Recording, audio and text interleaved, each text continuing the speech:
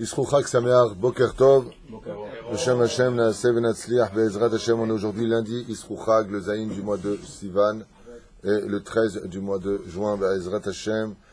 Refoua Shlema, Achlama Meira, Peruchama Bat Fricha, Be'ezrat Hashem, Anna El Narefenala, Elul Shma, Tzami Shmuel Ben Elizar, Refoua Shlema Moratim Yagdosha, V'Torah, Tzlachat HaChayal, notre cher soldat, Ze'ev Chai Ben Nissim, Hashem Shua Hayu, Be'ezrat Hashem.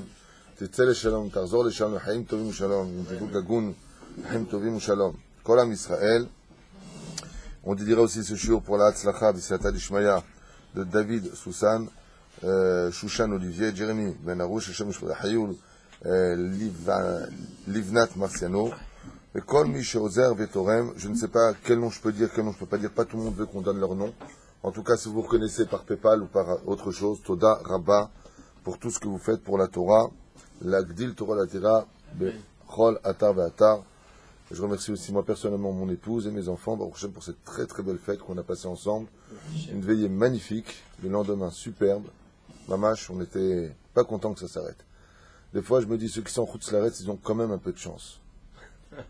Ils ont 2 jours de Yom Tov. Baruch Hashem. Encore un jour d'être en famille, de pouvoir étudier la Torah. C'est pas une punition. Bon. Il y en a qui rigolent déjà au fond, ça fait Shabbat, Yom Tov, le lendemain c'est Chag. Et après tu arrives déjà dans Shabbat. Baruch Hashem, ne vous inquiétez pas, quand tu es en Mashiach, on n'aura que des Yom Tov et des Chonamoued. Donc de toute façon, on se prépare à tout ça. Tov, aujourd'hui on est dans Yona. Yona qui vient de faire, vous vous rappelez, Teshuvah, Nilvé, un exemple à suivre, un cours qu'a fait Baruch Hashem, une grande remise de questions chez beaucoup de gens qui ont beaucoup écrit à propos de ce cours. J'ai reçu énormément de courriers, aussi bien par mail, c'est ce que je vous disais tout à l'heure, de remise en question BMET par rapport à ce livre. Et là maintenant, Yona va quitter la ville, bizarrement va s'installer. Yona va s'installer sur une plaine, une montagne qu'on va voir maintenant. Et pourquoi d'après vous? Pourquoi il ne retourne pas chez lui? Il observe la ville. Il s'éloigne et il observe. Pourquoi? David, est-ce que tu as une réponse? Non. Khayal, dis-le. Pourquoi est-ce que Yona ne se retire pas? Pourquoi est-ce que Yona... D'après toi, Fit aussi. Parce qu'il a... Baruch Haba Tzadik. Il observe la ville. Pour voir si ce qu'il a dit, ça a changé ou pas? Ça a changé, on a vu dans le texte que ça a changé. On a vu que l'Ilvé est un exemple à suivre. Parce qu'il a fait une erreur, il s'est trompé sur... Alors il reste? Non, il s'est trompé sur... il ne pensait pas qu'Hachem il allait les sauver. Dieu les a sauvés, il ne les a pas détruits. Mais pourquoi il reste à observer la ville? Pour voir si quand le Tanic il part, il écoute la ville. C'est presque la réponse. C'est la réponse, je ne peux pas dire le contraire, mais c'est mal dit pour moi. Yona ne croit pas en la Teshuvah des nations du monde. Yona n'y croit pas. Combien de temps ça va durer? J'y crois pas. Donc, qu'est-ce qu'il fait Yona? Il attend. Pourquoi est-ce qu'il attend? Parce que Yona a peur d'une chose. Yona a peur, lui qui est un homme exceptionnel dans l'amour du peuple juif, que les Goïms feraient une Teshuvah qui tiendrait, et que nous, enfants d'Israël, qui viachol, on ferait une Teshuvah et on retombe. Même si on sait que la Teshuvah d'un juif est beaucoup plus méritante que celle d'un non-juif, parce que nous avons le mérite d'avoir un Yetzer Hara beaucoup plus fort, donc c'est beaucoup plus difficile pour nous de faire Teshuvah. Aval de l'autre côté, Yona, il dit à Dieu, voilà, je me mets là, allez, je m'installe. Ok? Maintenant, je veux voir combien de temps ils vont tenir dans la ville. Hey, ils ont fait Teshuvah. Moi, j'ai dit dans 40 jours. Ouais, Yona dit à Dieu, allez, je leur donne 3 jours avant de revenir faire des bêtises. La deuxième chose que nous apprend Yona, c'est quelque chose d'incroyable au niveau du Moussar. C'est que quand Yona a vu la Teshuvah phénoménale en une seule heure que tout le monde a fait, il dit alors je veux rester ici pour apprendre aux nations du monde et à la terre entière, y compris le peuple juif, on ne devient pas tzaddik en un jour. Moi, j'ai ma pitom, vous avez Kol Wahad, il est devenu tzaddik, là en 2 secondes, le mec qui était discothèque, il est devenu baba. Il y a des gens comme ça, ils croient. Le mec, il était en boîte de nuit il n'y a même pas un an, c'est lui qui était le DJ. Le lendemain, tu as qu'une grande barbe, la redingote, Michel Baracharoteno. Attends, tu te moques de moi ou quoi? Mais tu te moques de moi ou quoi? Ça n'existe pas. Ce n'est pas une teshuva. C'est du théâtre. Ça ne tient pas. On ne peut pas devenir. Mon Rav me l'a toujours dit. Mon Rav m'a toujours dit une personne qui était d'un côté, qui est passée de l'autre. C'est pas un jugement qu'on porte, c'est un état de fait. Ça n'existe pas. C'est un travail de longue haleine. On ne fait pas teshuva comme ça. Pourquoi Dieu l'a créé l'enfant? Dès qu'il naît, il marche pas, il parle pas, il n'est pas indépendant. L'enfant, comment il est? Il est dépendant, il prend le sein, il pleure, il n'est pas bien, on ne comprend pas ce qu'il veut. La teshuva passe par ce chemin-là. De ne pas comprendre où est-ce qu'on en est dans la vie, on se remet en question, je ne comprends pas. C'est comme la naissance d'un enfant. Avant qu'il ait ses 20 ans et qu'il soit mature pour faire ses propres pas, ça a pris 20 ans.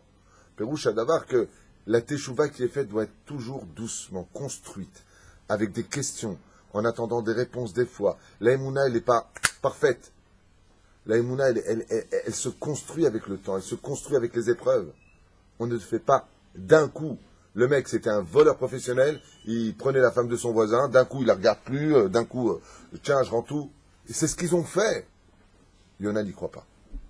Il dit une teshuva, c'est l'histoire d'une vie, ou voire de plusieurs vies. Donc il se met sur le côté, il attend de voir, pour montrer en d'autres termes, que l'histoire de Yom Kippourim, on lit ça, le livre de Yona, vient nous faire comprendre qu'en réalité, les Kippourim de notre vie sont la maintenance d'une teshuva, et non pas qu'on fera teshuva en un seul Kippour. C'est impossible. C'est normal, quand on fait teshuva, que l'on tombe. Et si tu ne tombes pas dans ta teshuva, c'est que tu n'as jamais fait teshuva. Il faut le savoir, les gens ne le comprennent pas. Fais teshuva, bah, tout va bien, non, moi je suis toujours en haut, tu comprends. J'aimerais bien voir ce que tu fais dans ta chambre. J'aimerais bien voir ce que tu fais de côté que personne ne voit. C'est impossible. On ne fait pas une teshuva comme ça. Et là, Imken, sauf si, et là vous allez comprendre pourquoi Yona sort vite de la ville, sauf si, il y a une seule façon, quand même, il n'y a pas de désespoir, si tu as un rave que tu ne quittes pas.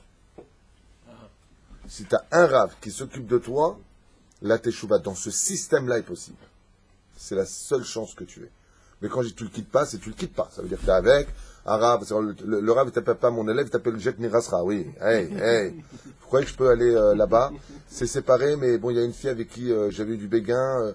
Le rave, il est en train de subir tout ça au téléphone. Ah, et elle vient elle aussi? Non, alors n'y va pas. Merci, Rav. Rav, vous savez, c'est Khalak, je sais pas, dis-moi, tu vas me contacter, ça me gratte l'œil gauche ou l'œil droit? C'est compliqué.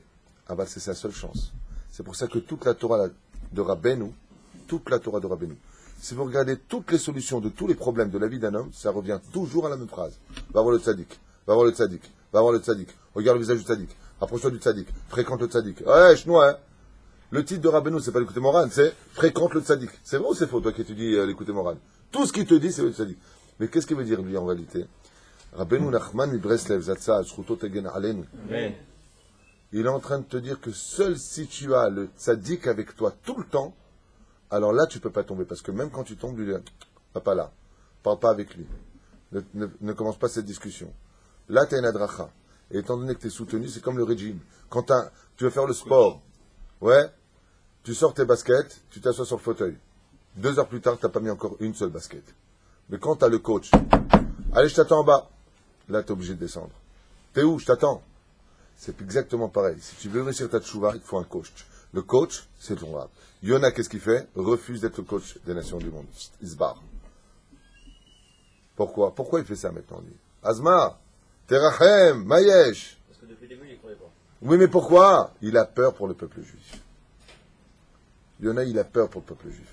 Et vous vous rendez compte, c'est quoi être juif? Le peuple juif, c'est que même quand tu as un coach, tu as encore du Yetzirah. Azarchav n'irait dans le texte Bezrat Hashem ce que nos sages racontent sur le départ de Yona, son attente et cette fameuse épreuve incroyable du kikayon de Yona. Yona va avoir affaire à un kikayon, c'est une espèce d'arbre qu'on va définir ici. Oui, non, c'est pas un palmier. C'est même pas, c'est un cierge avec un... Exactement, c'est comme une plante avec une feuille. Une grande feuille, plusieurs grandes feuilles grandeur, qui une vont sphère. former une espèce de, pas parapluie, mais de parasol. D'accord? Yona Anavi Yadash Hashem lo yashmid adan sheninve. Et là, Yona a compris que maintenant qu'ils ont fait une teshuva absolue, Dieu n'exterminera pas la ville de Ninvé. Shira'a et arahamav alehem nafal al panav ve'amar ibbono shel olam. Quand il a vu la pitié d'Hachem, s'adoucir sur ce peuple-là, Yona a dit, maître du monde, Galoui ve'yadoua lefanai, shechatati lefanecha, shebarachti mimecha elayam. Je sais et reconnais moi aussi mon erreur, Hachem, d'avoir osé désobéir à tes ordres et d'avoir quitté Eret Israël. Mitranen ani lefanecha, shetislach li alavoni. Je t'en supplie, Hachem, pardonne ma faute.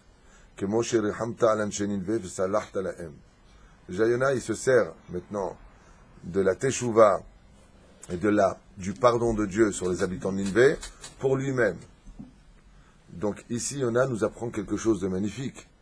Une encore des raisons pour lesquelles, à Yom Kippourim, nous lisons le livre de Yona, c'est qu'on nous maintenant on va se servir de ça pour Kippour, en disant Ribono Shel Olam, t'as pardonné à des goïms, qui ont que 7 mitzvot béné noirs. Nous on en a 620, 613 plus 7 des Rabbanan. Tu nous pardonnes pas? Voilà ce que fait Yona. Il nous ouvre le chemin ici de la Teshuvah. Kalva Homer. Si t'as pardonné à des goïms, tu pardonnes pas au peuple juif, à plus forte raison. Shama oto HaKadosh Baruch Hu va'analo, Gvar salachti lecha. Il lui a dit à HaKadosh Baruch Hu, moi qui sont le cœur et les reins de l'homme, comme c'est marqué dans le 7e Télim, 10e verset. Quoi, je ne te pardonnerai pas, je t'ai déjà pardonné. Ata hassata al kevodi u barachta. Il lui dit car en réalité, tu as eu pitié de mon kavod à moi, et tu as fui le Shem Shamaim. L'oratia shomru sheker diber Hashem befi nevio. Velachem gamani rehamti alecha. Et lui a dit Hachem, et la raison pour laquelle je t'ai pris en pitié et que je t'ai pardonné sur place, c'est parce que tu ne voulais pas que sur... Pourquoi Yona il a fui Dieu? On a cité plusieurs raisons. Une d'entre elles, vous vous rappelez la semaine dernière? Pourquoi HaKadosh Baruch Hu, Yona, il a fui Hachem? Parce que il a eu peur que maintenant, il vient dire la ville va être détruite, et la ville n'est pas détruite. Qu'est-ce qu'ils vont dire du prophète juif? C'est un menteur. Donc il a dit, je voulais pas que, en mon nom, il y a un Hilul Hashem qui se fasse. Ushlichu otra mitoch hasfina, shalachti et hadag livloa otra, v'kshaya lechatzar v'lo noach, b'mei hadaga otzeti otra, v'yeshivti otra, lemkomcha. Et ça, c'est une réponse encore magnifique. Et c'est Moussa Eskel, ce livre-là, il est vraiment spécial. Hachem, il lui dit, je t'ai pardonné. Il dit, pourquoi? Il dit, quand ils t'ont jeté dans l'eau, est-ce que je t'ai pas apporté un dag, un poisson pour te sauver la vie? Et quand tu étais dans les millions d'œufs là-bas, là, dans la daga, je ne t'ai pas fait rejeter jusqu'au bord du rivage, tu n'as même pas nagé un petit peu? Ouais. Alors qu'est-ce qu'il est en train de lui dire? J'ai pitié de toi. Il a dit, tu vois bien qu'à chaque fois je te sauve. De là, vous apprendrez que quoi que vous ayez fait dans votre vie, tant que tu vis, c'est que Dieu t'attend. Le mec, il te dit, tu sais, moi, je pourrais jamais faire tchouva, c'est ce que j'ai fait dans la vie, j'ai fait ça, et j'ai fait ça, et maman, c'est horrible.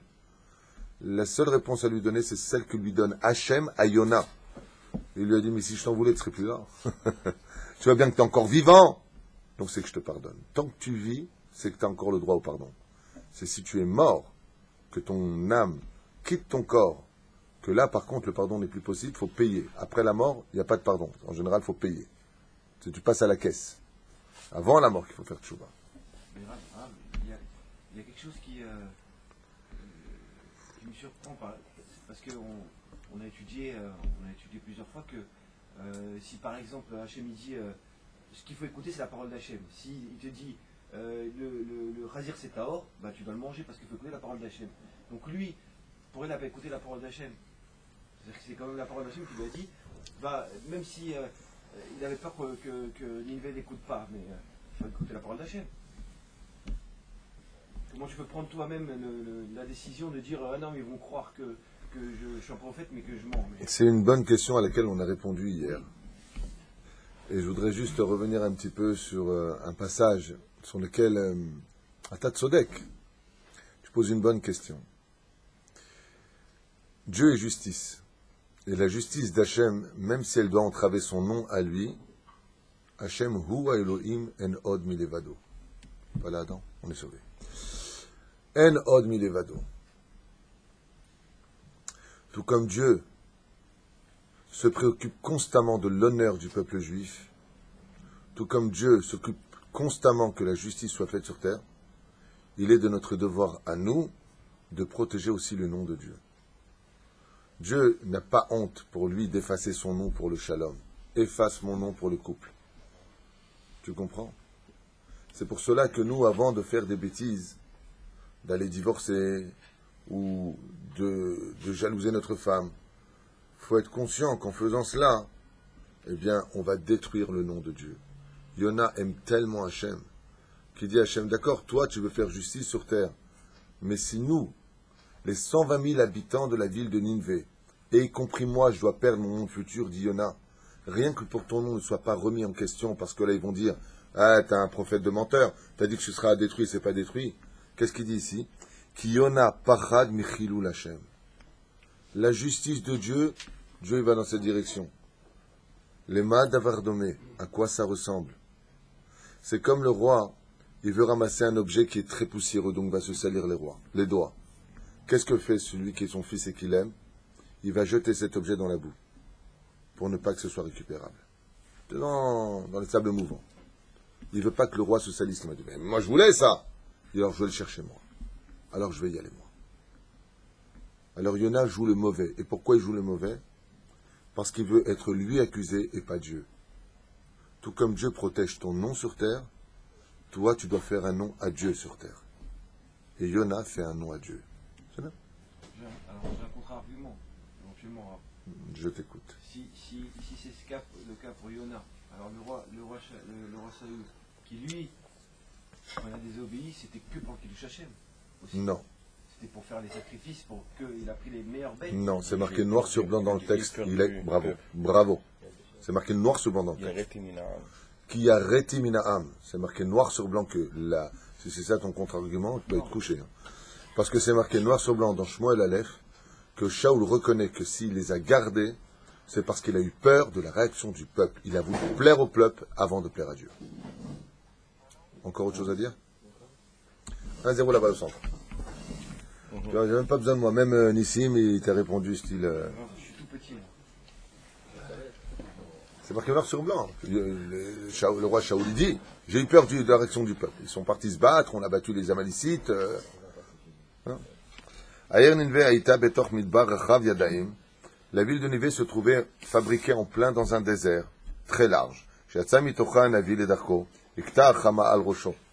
Et en sortant de la ville, étant donné que cette ville de Ninvé était une ville extrêmement chaude qui montait à plus de 50 ma'alot, 50 degrés, la tête du prophète Yona commençait à souffrir.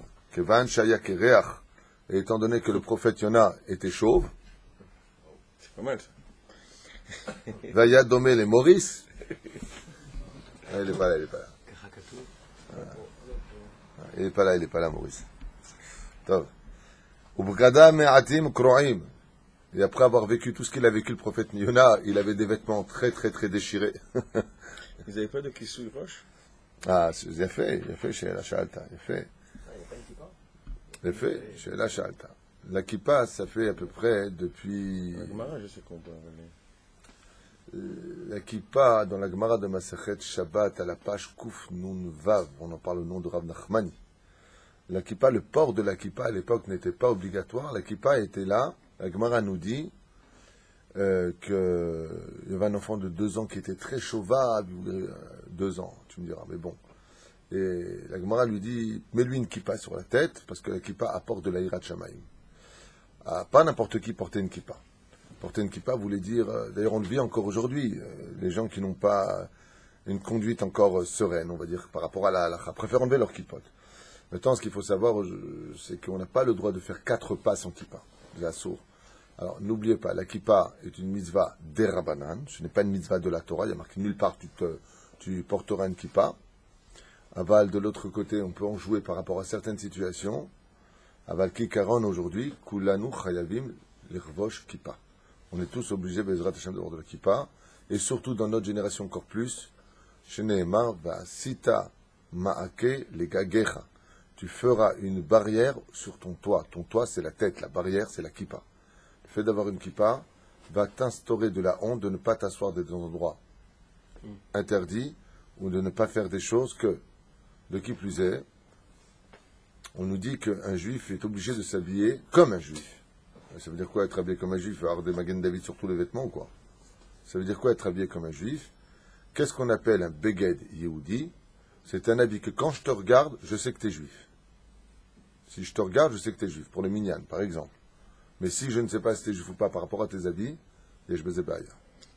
Mais on sait très bien que Moshe Rabbeinu qui sait être chaud à cause de la lumière. Non. Il n'y a pas marqué que Moshe Rabbeinu qui sait être chaud à cause de la lumière. Il y a marqué, tu parles de quoi devant le buisson? Non, Moshe Rabbeinu c'est marqué. Non, Masvé. Non. Masvé. Non, c'est pas la tête. C'est pas qu'il ne pouvait pas marcher avec un truc comme ça, c'était un kissouille. Non. Parce qu'il y a même donc, la Machachak dit que, comme c'était un avis, que tous les Lévim mettaient comme lui un kissouille comme ça. Yesh Laniach, regarde.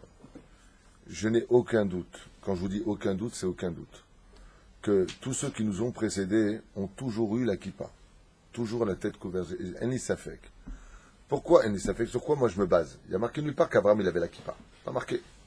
Enfin, moi, peut-être que c'est marqué, moi j'ai jamais lu. Hein. Donc celui qui l'a lu, qui me le montre. Mais moi j'ai une preuve, ce qu'on appelle une avamina.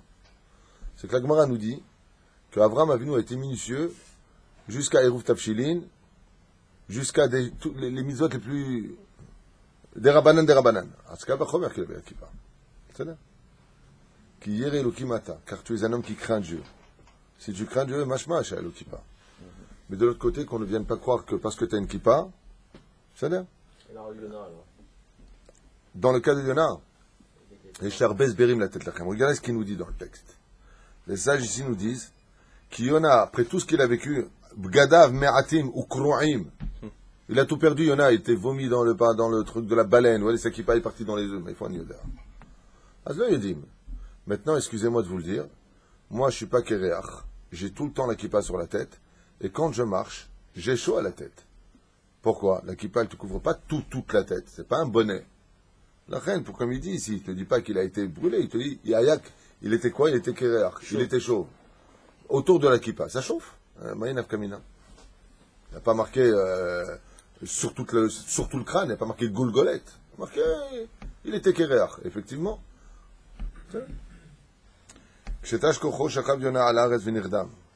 Yona, un avis épuisé par cette épreuve, s'est retrouvé à presque tomber, s'évanouir, voire dormir. Miyad. Tout de suite, s'est passé un miracle. Les mouches se sont toutes jetées sur lui. Non pas parties, je ne schlinguais pas, hein. Et là-bas, il y a tout shimun malim ve'aktsu. Pourquoi? Il y a eu quelque chose de terrible sur Yona. Une chose que les gens ne savent pas. Yona, à peine est-il tombé, que des millions de mouches se sont jetées sur lui, et pas que des mouches. Des fourmis et des yetushim, des moustiques. Pourquoi faire? Parce qu'il s'évanouit, non? Et alors? Protéger du soleil. Pour le protéger du soleil. Maud. Non, moi je dis qu'il fallait qu'il comprenne combien il a besoin de ça pour comprendre ce que Dieu va lui donner. Ça veut dire qu'il a besoin de souffrir quelque part pour demander à Kadosh Baruch Hu de lui redonner. Il a besoin de passer une souffrance. Il est sourd. Il va le faire avec le kikayon, ça. Non, mais quelqu'un, il va le sauver après. Mais je parle de la souffrance première de recevoir. On en est. Est-ce que Demander de Yona prière. quitte la ville maintenant, épuisé, brûlé par les rayons du soleil qui lui brûlent le crâne, peu importe le front autour d'Akipa, on s'en fiche, on passe à autre chose. Maintenant, Yona est tellement crevé parce qu'il fait une chaleur incommensurable, il n'a pas d'eau, il s'évanouit, il tombe par terre, il nirdame. D'accord? Se passe quelque chose d'incroyable. En plein désert, on ne trouve pas beaucoup de mouches. Il se retrouve envahi de mouches, plein de némalim, si on peut en trouver, et plein de yetushim. Les yetushim recherchent en général l'eau. Ils sont en plein désert. C'est là qu'est le miracle. Ça ne veut pas dire que Dieu lui a fait un miracle pour lui. Ça veut dire qu'il y a eu un miracle dans le désert sur Yona. Quelle est la raison pour laquelle Yona se retrouve maintenant frappé de ça? Est-ce que c'est honorifique d'avoir... qu'est-ce que j'ai dit tout à l'heure dès qu'il y a eu les mouches? Pourtant, ils ne sont pas mauvais, lui. Chas v'shalom de penser ça. Et là-bas... Ve'aktsu oto bli rahamim. Et ils l'ont piqué sans aucune pitié. Ils l'ont fini. Yona s'est fait déchiqueter par toutes sortes de harakim, de yitushim. Il a été piqué de partout, tout son corps. כשראה הקדוש ברוך הוא הצמיח לו כקיון לידו. Et la douleur a été si violente chez Yona qu'Hachem a pris pitié de Yona et lui a fait pousser juste à côté de lui maintenant un kikayon, c'est-à-dire cette fameuse plante, comment on appelle ça? Un petit arbuste. Etz mechoussé alim rabim. Il dit ici, c'est un arbre qui dégage de grandes fleurs, de grandes feuilles, c'est-à-dire qui vont créer comme une espèce de parasol. Mitachat latzel yashan anavi vechol aremasim sheitziru lo oto neilmu. Et Hachem a fait partir tout comme ils sont venus, ils sont repartis. Et Yona a pu se reposer sous ce qui caillonne. Kshikif mishenato, quand il s'est réveillé de son sommeil, Vera'a et ha'etz hamagen alav mipnei la'at hashemesh samach meod. Et quand Yona a vu que Hachem avait fait un miracle pour lui, il s'est senti un petit peu, comment on dit, hein? Non. Vous n'avez pas répondu à la question de pourquoi. 2 secondes. Vous n'avez pas répondu à la question de pourquoi il a reçu ça. On va y arriver, attendez. Ah. Non, il l'a pardonné, c'est sûr. On prend le moustique, d'accord. Il a été, dit ici, envahi. Et il a été piqué. Manière de voir combien de fois il a été piqué. Combien il y avait d'habitants dans la ville? 120 000, on a vu. D'accord? Il n'y a pas lieu de s'étonner qu'il a été piqué 120 000 fois. Et pourquoi?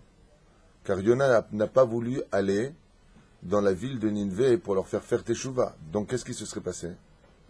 Ils auraient été frappés. Akadosh Baruch Hu a voulu lui montrer, pour comprendre une personne, soit prêt à subir ce qu'il aurait subi. Hachem, il lui a montré, en le laissant se faire piquer, nous koev lecha. T'as pas pitié de Perusha Davar? Aval Yona, qu'est-ce qu'il a fait? Maintenant qu'il voit que Hachem, il lui fait pousser un kikayon en son honneur, il se sent pas simplement protecté. Aval Kivyachol, maintenant, Zeu Nigmar Asipur. Regardez maintenant la suite. Yona Samach Meod, il s'est retrouvé maintenant sous l'ombre, il a pu se reposer, le pauvre. Lo avarzman Rav Ha'etz Ne'elam. Et cet arbre-là, tout de suite après avoir poussé et protégé Yona de ce soleil si brûlant, a commencé à faner et complètement redisparaître. Comment? Tola'at ktana zimen Akadosh Baruch Hu ala etz. Akadosh Baruch Hu avait venir un tout petit ver qui avait très faim et qui a dévoré complètement les feuilles sous lesquelles Yonas, désespéré, se protégeait. Shorasha ve'u nafal ve'ne'elam. Non seulement cet arbre est tombé, mais il a été avalé, disparu complètement, parce qu'il y avait apparemment sur place, on ne dit pas comment. Miyad ikukarne hashemesh al rosho shel hanavi ve'chol haremasim shavu. Et tout de suite, après, le soleil a commencé à refrapper la chair de Yona, et tous ces moustiques dont on a parlé sont revenus sur lui. Tipsu alav ve'itzikulo me'od. Et Yona a souffert énormément de douleur, brûlé par les rayons du soleil, et par les morsures de tous ces animaux donc ces harakim, qui se jetaient sur lui. On parle des fourmis, on parle des moustiques, Hashem Yishmor. Kora vayat tsaro shel Yona ad asher bikesh et nafsho lamut. Yona va faire une des choses qui est très rare dans le judaïsme, très rare, c'est que sa douleur a été si grande qu'il a demandé à Dieu de mettre fin à sa vie. Se suicider, il ne le fera pas parce que c'est strictement interdit et les risques sont incommensurables. Mais le prophète Yona se retrouve dans un tel malheur qu'il dit à Hachem, Zéou, même si tu me prends ma vie, ce ne sera pas pire. Alors prends-moi ma vie, jusque-là. Ouais, miskin. Kora vayatzaro shel Yona ad asher bikesh et nafsho lamut. Sharak Baruch Hu et dim'otav kara elav v'sha'al. Et quand Yona maintenant s'est mis à pleurer de tellement grosses larmes qu'il se vidait de tout son eau intérieure, sous le soleil, Hachem a demandé à Yona en lui disant, Yona, lama ata boché? Pourquoi est-ce que tu pleures? Mitztaer ani ala kikayon shenafal umet. Il lui a dit, je pleure parce qu'il y avait un instant de cela, je retrouvais espoir parce que j'étais sous cet espace d'arbre, ce kikayon, qui me protégeait du soleil, et les moustiques m'avaient quitté, et maintenant il est parti. Et regardez bien la réponse d'Hachem. Anan avivayomer elav Hachem. Boché ou mitztaer, il lui a dit, quoi, tu pleures? Quoi, tu te désoles de ta situation? Attends, la hetz, sur ce kikayon, shelo natata, velo gidalta. Et il lui a dit, pourquoi? Tu pleures sur quelque chose qui ne t'appartient pas. C'est toi qui l'as planté, ce qui caillonne. C'est toi qui as inventé les graines. C'est toi qui l'as arrosé. C'est toi qui l'as fait grandir. Tu t'es occupé de ça, toi? Lo asita meuma lemano. Tu n'as rien fait avec cet arbre. Le fetat samach leyadecha. C'est moi qui l'ai fait pousser juste à côté de toi. Bin laila haya ou bin laila nafal. En une seule nuit et un seul jour, il était là. Et en un seul jour, il est reparti. C'est à moi, c'est pas à toi. Je fais ce que je veux. Je t'ai prêté quelques heures, ça ne veut pas dire que je te le donne. Zot sar lecha alav. Et c'est sur ça que tu as mal. Vani ech lo arachem al ninve. Et il lui a dit, maintenant, je voudrais comprendre une chose. Tu comprends pourquoi je me dois d'avoir pitié de Ninvé? Qui a créé ces âmes? N'est-ce pas moi? Qui les a fait porter 9 mois dans le ventre de leur mère? N'est-ce pas moi, lui a dit Hachem? Qui leur a donné tous ces membres intérieurs et fait battre leur cœur chaque seconde? N'est-ce pas moi, dit Dieu? N'est-ce pas moi qui, comme ce qui caillonne, qui a vécu et qui est mort, j'ai créé la même chose? Ve'alkar, kol toshavea, n'est-ce pas moi qui leur ai trouvé du travail? N'est-ce pas moi qui leur donne des membres pour agir, des yeux pour voir, une langue pour parler? N'est-ce pas moi qui ai créé tout cela? Anochi barati otam, c'est moi qui ai créé tout cela. Ve'ata ratzita she'ashmid et kulam, et toi tu as voulu que je les laisse tous mourir, rak ede shelo tiye shakran be'enehem, juste parce que tu n'as pas voulu être un menteur à leurs yeux. Et là, il y a quelque chose qui est très bizarre. Tout à l'heure, qu'est-ce qu'on a expliqué? Qu'en réalité, Yona, il ne voulait pas qu'il y ait Trilou Hachem, il a dit Hachem, c'est pour ton nom. Mais Akadosh Baruch Hu, il lui a dit Nachon. Mais à 1% dans ton cœur, il y avait aussi du pour toi, pas que du pour moi.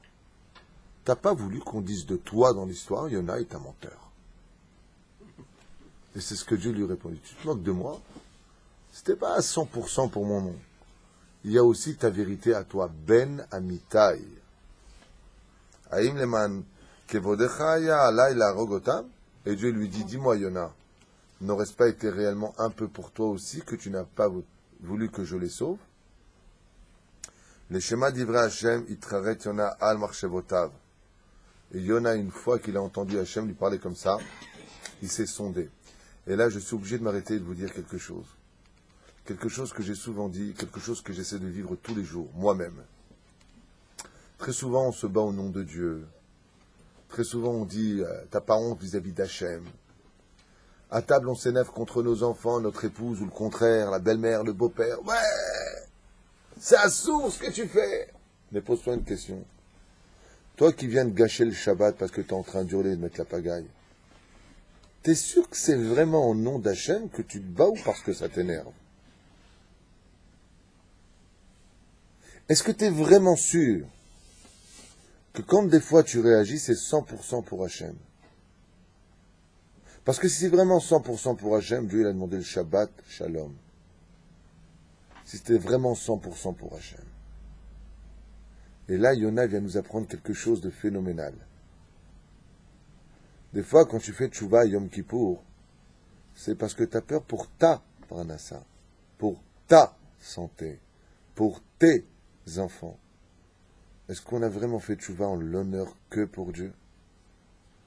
Ça se lie aussi à Kippour pour cette raison-là.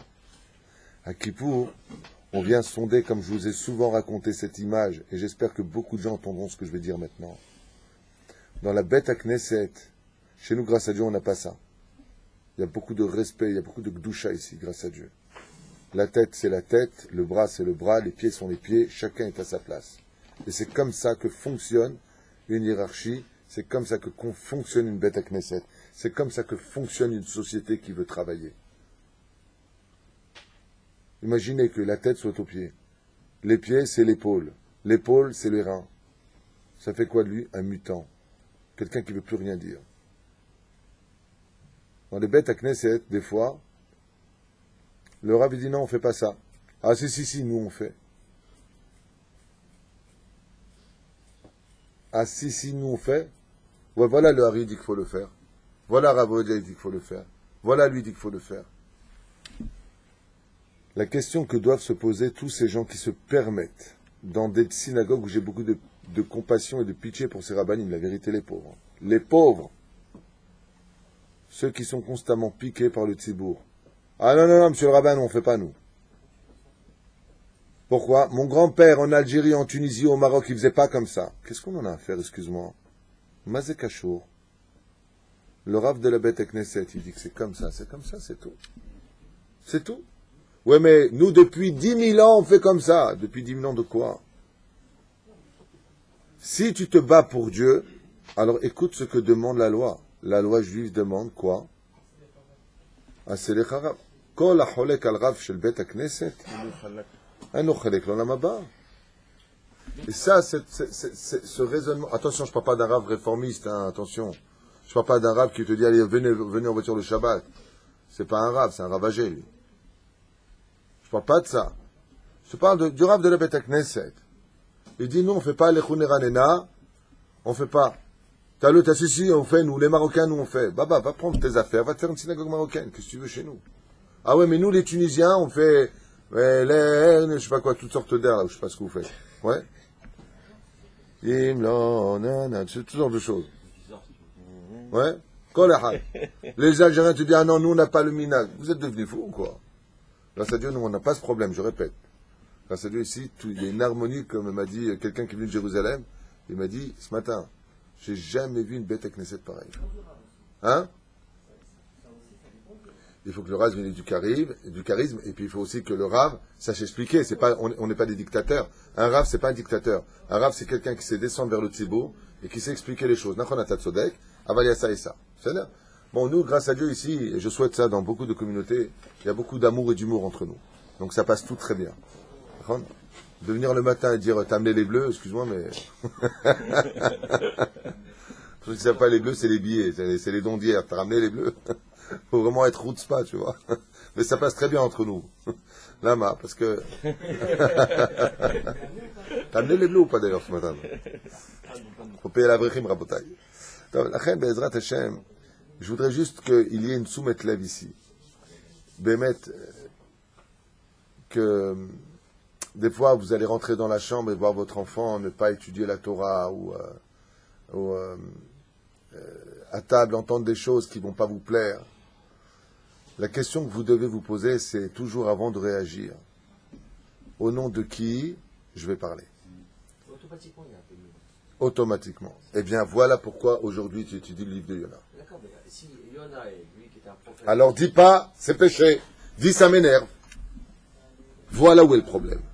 Le problème dans les familles, le problème dans le travail, le problème à la synagogue, c'est qu'on se sert de Dieu pour nos arguments à nous. Dis, sois franc. Dis-lui, écoute, moi, ça m'énerve que maintenant, tu n'étudies pas la Torah. Dis-moi, ça m'énerve que tu n'étudies pas la Torah parce que quand je vais mourir, qui va dire le Kaddish? Dis que ça te concerne, c'est pour ton honneur. Parce que la Torah t'interdira d'humilier une personne en public. Dieu ne te demande pas ça. Dieu te demande de trouver les mots qui concernent ce que lui veut. Que le Shabbat reste toujours une belle ambiance, qu'il y ait toujours des chants, qu'il y ait toujours une belle harmonie, que personne ne se lève fâché de la table. Mais cette question-là, elle est énorme. Elle est énorme, parce que là, le prophète Yona, il vient nous apprendre un Kippour. Vous êtes venus à Kippour pour mon honneur. Vous êtes tous habillés en blanc pour mon honneur, il dit Hachem. Mais en réalité, quand on se bat, il y a toujours un peu de pour nous. Et le prophète, un des plus grands prophètes d'Israël, je vous rappelle comme ça, juste que vous sachiez, que Yona est la réincarnation de Yitro et de Moshe Rabbeinu. C'est pas n'importe qui Yona. Et ici, il y a une question énorme que vient nous apprendre Yona. Dieu lui envoie des souffrances et lui dit, tu sais pourquoi t'es piqué? Tu as dit que c'était pour mon kavod à moi. N'y avait-il pas un peu de kavod pour toi, Yona? N'as-tu pas dit dans ton cœur, quand ils vont maintenant me prendre pour un menteur, t'as pas été très honnête, Kiviachol, à 1%, c'est rien. Quand on parle de ça, Azma, arrête, on a expliqué la dernière fois qu'il y a du Dieu en nous. Péroucha d'abord que Yona aussi, il a besoin de s'auto-voir. Chez Nehemar, sois propre devant Dieu et devant l'homme. Le verset nous demande que l'homme il soit propre devant l'homme. Lui, il dit, attends, mais moi aussi, j'ai pas envie que moi, je sois un Chilou Lachem lui-même. Alors, qu'est-ce qu'il lui reproche? Il a raison ou pas? Et s'il l'aurait dit? Voilà. Alors, bravo, Yigal. D'un côté, l'homme doit être propre devant Dieu et devant les hommes. Il ne faut pas avoir un mauvais nom même pour soi-même. C'est un interdit. Ouais. Alors qu'est-ce que tu veux chez Yona? Tu viens de donner la réponse. Yona, quand il a parlé, il a dit, mais c'était que pour ton honneur. Zelonachon. Dieu là, il se fâche. Il dit non. Il fallait dire, c'est pour notre honneur. Pour toi, Hachem, parce que j'ai eu peur. Et moi, je voulais pas être sale devant les hommes. C'est ce qui a manqué. Et comme Yom Kippour est le jour où toute la valeur se trouve dans les paroles que nous allons lire toute la journée de Kippour, il va falloir bien mesurer les mots que tu vas employer. Comme nous dit la 11e Mishnah de la Braïta de Masechet Avot, Kol ma shebara kadosh baruch hu be'olamo lo bera'o ki'im lirvodo. Le vrai but à atteindre, c'est que vraiment tout ce que nous soyons, tout ce que nous faisons, tout ce que nous respirons, soit que pour son honneur à lui. Et non pas au nom de Dieu de venir faire exploser des gens. Au nom de Dieu, Allah Akbar, je vais te tuer. Au nom de Dieu, je vais faire les croisades. Au nom de Dieu, je vais tuer 100 000 Chinois. Au nom de Dieu, qu'est-ce qu'on se sert de Dieu pour sa politique personnelle? Qu'est-ce qu'on se sert de Dieu, comme il a fait Hitler, pour voler des maisons des Juifs? Qu'est-ce qu'il a bon dos, ce Dieu? Au nom de Dieu, on va brûler des Juifs. Au nom de Dieu, je vais me faire exploser dans un bus. C'est le plus grand massacre. C'est les plus grands massacres. Et c'est ce que ne veut pas Hachem. Et c'est ce qu'il lui a dit. Il a dit, avant de te mettre à hurler, Dieu est grand. Avant de te mettre à hurler, c'est au nom de Dieu que je le fais. Vois réellement si c'est pas pour tes raisons à toi personnelles. Même à 1%. Dieu voit tout. C'est Hatsoum. Parce que si vraiment on arrivait à ce niveau-là de se poser la question dans le domaine de la Torah et des mitzvot, pour qui on fait réellement les choses, alors on arriverait automatiquement à une conséquence, à Avat Rinam. À Avat Rinam, aimer l'autre, son prochain par amour pur, signifie que je n'ai besoin d'aucune raison de t'aimer, si ce n'est que parce que Dieu me le demande. Et donc là, il ne peut plus y avoir de la shonara, plus de motzi shemra, plus de jalousie, plus de vol. Le monde devient parfait. À Avat Rinam, pourquoi la Géoula ne viendra que par le biais de la Avat Rinam, c'est marqué. La galoute a commencé par quoi? Sinat Rinam. Elle reviendra par Avat Rinam. Aimer quelqu'un gratuitement, ça n'existe pas et c'est impossible. T'aimes les juifs là-bas, au fond, là? Tu te retournes, tu regardes, tu veux me dire? Bah ouais, ça ne me dérange pas, je m'en fous, quoi. Est-ce que tu l'aimes? Non. Tu aimes ta paire de tefilines? Ouais, non, parce que là, tu ne réagis pas. On dirait Bouddha, là, t'es planté, tu ne bouges pas une oreille. Non, tu aimes ta paire de tefilines? Je vois que tous les matins, tu les embrasses. Ouais. Tu préfères embrasser une boîte noire qui veut rien dire à notre niveau? La Gemara dit, on ne sait pas pourquoi. Xera Mimoshe. Il n'y a pas de ta'am, pourquoi la boîte, elle est noire et carrée. Et tu les embrasses comme ça, et tu as un beau truc, et attention, tu ne les poses pas n'importe où. Hein. Sur la table et tout. Mais pourquoi? Parce que c'est Dieu qui t'a demandé de les respecter. Tu vois, la mise des tefilines, le loulav, on a du respect pour elle, parce que c'est Dieu qui nous le demande. Eh bien, Kadosh Baruch Hu nous demande d'aimer chaque juif de la même façon qu'on embrasse son tefilin. J'ai pas de raison d'aimer mes tefilines. Et si c'est les tefilines de l'autre qui vont tomber, attention! Qu'est-ce qu'il y a? C'est pas les tiens, il tombe, il va jeûner lui, qu'est-ce qu'on a à faire toi? Aval, j'aime parce que Dieu me le demande, et c'est ce qu'il dit ici. Il lui a dit 1% dans ton cœur, c'était pas pour moi. Mais il a raison! Toi aussi, tu dois t'inquiéter pour moi. Dieu, pour te construire, il faut d'abord que je me construise. Dieu n'a pas besoin qu'on construise, c'est juste pour expliquer. Alors, quel est le problème? C'est que Yona a fait passer devant lui l'étiquette de c'était 100% pour toi. Et avec Dieu, ça passe pas. Quand on est Midat Adin avec Hachem, ça passe pas. Et c'est ce qu'il lui dit. Et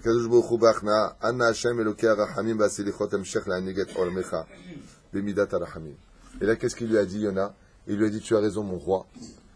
Je ne peux pas vivre et supporter la Midat Adin, car tu es trop précis. Et effectivement, dans mon cœur, il fait tchouva. C'est vrai qu'il y avait un peu de cavote pour moi. Je ne voulais pas qu'on dise de moi que j'étais un menteur. Et Dieu lui reprochera en lui disant, alors il fallait que tu le dises. C'est pour nous que j'ai fait cela. Et là, ta action aurait été belle. L'honnêteté de la vérité de Amitai, Yona ben Amitai, vient nous apprendre à tous qu'on doit avoir un cœur qui exprime et qui s'exprime par nos lèvres au même niveau, et non pas penser des choses dans le cœur et dire autre chose dans notre bouche. Dis effectivement, ce que tu fais c'est pas bien, et en plus ça m'énerve. Ça c'est honnête. Mais de dire t'as un rachat, après tu t'étonnes que t'as des malheurs, et t'es en train de régler un problème personnel, Pourquoi tu parles comme ça? Est-ce que Dieu voudrait qu'on parle comme ça? Dieu il veut qu'on mette que des positifs dans notre bouche, pas du malheur. La reine, quand tu te dis religieux et au nom de la Torah, tu viens critiquer les autres, sois bien sûr qu'Hachem soit en accord avec toi. Sinon, qu'est-ce qui s'est passé? Ils sont venus le piquer, et le piquer, et le piquer. Pour montrer quoi? Comme une piqûre, il pénètre le corps de l'homme pour vérifier si vraiment ses paroles correspondent parfaitement à son cœur. Et Yona Ben Amitai ici fait enfin une vraie teshuva sur lui-même en disant, et je répète, l'erreur de Yona n'a pas été de se battre un peu pour lui. L'homme se doit d'être propre. Ça assure que si demain on te dit que tu es un menteur, tu te dois d'aller voir les gens et dire, pourquoi vous avez dit que je suis un menteur? Tu dois être propre devant les gens. Donc Yona, on ne peut pas lui reprocher ce schlave-là. On ne peut pas lui reprocher de ne pas vouloir qu'on dise de lui que c'est un menteur dans l'histoire. Le seul problème, c'est que quand il a expliqué à Hachem dans ses prières, en parlant avec Dieu, il a essayé de cacher quelque chose à Dieu, alors que Dieu savait la vérité. Il lui a dit, il y a plus grand que d'être le fils de Amitai. Il y a moi. Tu es le fils de ta vérité. Mais la vérité à moi, que moi j'englobe, il dit Hachem, elle comprend jusqu'au psych, jusqu'au petit détail de réellement pourquoi tu veux me défendre. À retenir à vie, parce que c'est un Moussareskel, mamash, à savoir pour qui tu te bats. C'est un jour qu'on avait déjà fait, je crois, il y a 1 an ou 2 ans. Mais là, il est expliqué par le livre de Yona, de façon mélodieuse et magnifique, en tout cas à nos oreilles. Je finis juste le dernier verset, il nous reste 5 lignes à faire, 6 lignes. Arbaim shana al-Juan sheninve, baderech hatova vayeshara. Combien de temps ils ont tenu les habitants de Ninvé? 40 ans, ils ont fait Teshuvah. Achakar shavu le maaseh maraim.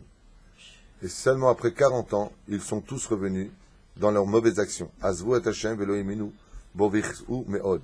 Et ils ont mis Hashem en colère, d'une grande colère, par des actions immorales.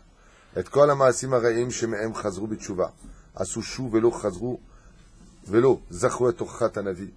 Et personne ne s'était rappelé des remontrances du prophète. Et tout le monde oublia Dieu. Vayar Hashem et achata'ehem, vayomer el Yona, lech afoch et Ninvé ve'et kol yoshvea. Et voilà que 40 ans plus tard, Yona, vivant en Israël, se retrouve appelé une deuxième fois par Dieu. Et Dieu lui dit, va dans la ville de Ninvé et remets-les en garde. Tout de suite se leva Yona et coura vers la ville de Ninvé. Miad asa navi et dvar Hashem ve'ad me'era ita ha'ir afucha arusa v'chol yoshvea mimshol tartiot.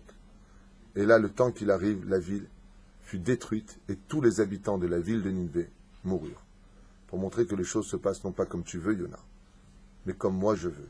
Ce que j'ai construit, je le détruirai. Ce que je décide se passe. En od milevado. Pourquoi c'est tous les 40 ans? Pourquoi chaque fois que t'en as Pourquoi trois, tous ça les part 40 ans? Parce que 40 ans, on l'a déjà expliqué des milliers de fois, mon cher et tendre ami, c'est le cycle de la vie. Tout ce qui touche à 40, dans le milieu, c'était pas la cour qu'on a fait, le chiffre 40 même, ça représente toujours la femme enceinte, le cycle de la vie. Dieu laisse toujours 40 ans avant qu'une histoire n'explose. Alors des fois, il peut se passer, même dans notre histoire à nous, que pendant 40 ans, tout le monde est rachat, il ne se passe rien. Pourquoi? Comme par exemple, là, on l'a vécu de façon évidente, le mérite du Rav Ovadia Yosef était si grand qu'elle a protégé le peuple juif. Le mérite du Rabbi de Lubavitch était si grand qu'il peut protéger le peuple juif. Comme a dit Rabbi Shimon Bar Yochai, si toute la terre était des Réchaïm et que seul moi était vivant sur terre, je suffirais pour laisser le monde vivre dans le bonheur et l'abondance. Parce que le monde est tellement dépendant de moi, de mes midot, à des Rabbi Shimon Bar Yochai, pas parce que c'est un fou, un orgueilleux, parce qu'il dit des vérités. Quand tu dis, y a-t-il le médecin dans l'avion? Le mec qui lève la main, c'est pas un orgueilleux, il est médecin. C'est ce qu'il dit. C'est là, c'est Pérouche là-bas. 40 ans, c'est le cycle de la vie. C'est pour ça que je vous ai dit. Pendant 40 ans, ils ont fait ce qu'ils voulaient. Mais Dieu a mis une date. On revient au renouvellement de la ville. Et là, le temps que Yona arrive dans cette ville, toute la ville de Ninvé a été complètement détruite. Alors après, il n'aura pas donné une nouvelle chance. 40 ans. Qu'est-ce qu'il a fait Hachem? Vous n'avez pas compris vraiment ce qui se passe. Je m'excuse. Ah, bravo! Punaise, j'attendais une réaction depuis tout à l'heure. Je dis, mais mince, vous réagissez pas, j'ai trouvé ça dommage. De quoi il a eu peur, Yona? Il a dit, on va dire de moi que je suis un menteur. Arrête, si moi je dis que la ville va être détruite avec des goïms. Rien touche la goïm, dans l'absolu, je ne vais pas rentrer dans ces détails. Donc Yona, il a honte. Dieu rappelle une deuxième fois Yona. Il lui dit, va leur annoncer que la ville va être détruite. Yona, il a compris, il dit, c'est bon. Cette fois, je me bats en ton honneur, Hachem. C'est 100% pour ça. Qui dit de moi que je suis un menteur? Tu t'es battu pour moi? La ville est détruite. Ah, qui dit mieux? Mieux que ça. Dis-moi. Mais peut-être hors caméra, peut-être. Parce que... Non, pas hors caméra, je vais écouter tes bêtises. Le pauvre. C'est son enregistré. Le mec, il est... Alors, vous avez dit, Je donnerai pas ton nom. vous avez dit que Yona, c'est un guégoul de Moshe, un peu de Moshe Rabbeinu. Ok. D'accord. Donc Moshe Rabbeinu, quand je me connais, dit va, sors mon peuple. Il n'a pas écouté. Comme la première fois pour Yona. Ah. En réparation. Ah. Et là, la deuxième fois, il a été direct. Comme pour réparer, est-ce que. Non, peut-être. Pour réparer ce que Moshe n'avait pas. C'est pas mal. C'est naze, mais c'est pas mal. Chazak Vortier, I love you. Que Dieu vous bénisse, Bémet, et qu'on apprenne de tous ces livres, que c'est vraiment pas des livres d'histoire, mais que tout ce qu'on est en train de lire, on le vit d'une certaine façon en tant que Yona dans nos maisons, avec notre famille, notre société et notre peuple aujourd'hui. Kol Tov.